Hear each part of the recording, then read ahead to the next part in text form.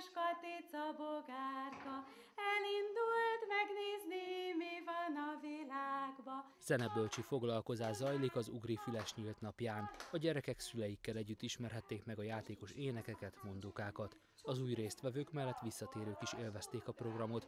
Jós Adél és kislánya, Mia 2 éve látogatják az Ugrifüles különféle foglalkozásait. Itt vagyunk, éneklünk, játszunk, és aztán utána pedig lehet csúszdázni, lehet főzőcskézni, mindenféle játékkal játszani, hintázni beltéren, télen. Ez különösen szerintem nagyon jó, hogy nem kell a hideg szélbe, esőbe kint hintázni. Itt is lehet, úgyhogy mi nagyon szeretjük ezt a helyet. My name is Didi, my name is Fanny, what's your name? A családi napközi játszóház és képességfejlesztési központ többek közt még például Helendoron foglalkozásokat is tart.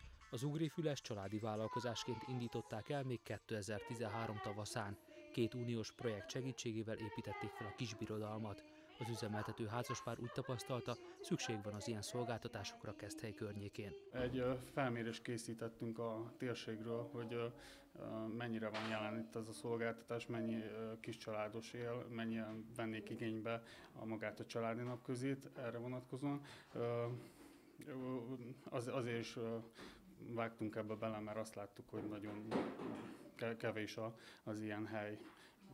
Az állami bölcsődén kívül nincs is más. Az Ugrifüles családi napközije a gyermekek napközbeni ellátásának egyik formája, mint például az óvoda vagy a bölcsöde. Annyi különbséggel, hogy itt a gyerekek létszáma maximum 7 fő, ezért kifejezetten alkalmas olyan apróságok számára, akik nagyobb figyelmet igényelnek.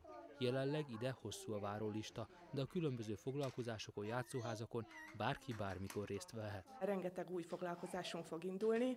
Például indítunk egy baba jelnyelvtanfolyamot egészen pici 6 hónapos korú babáknak.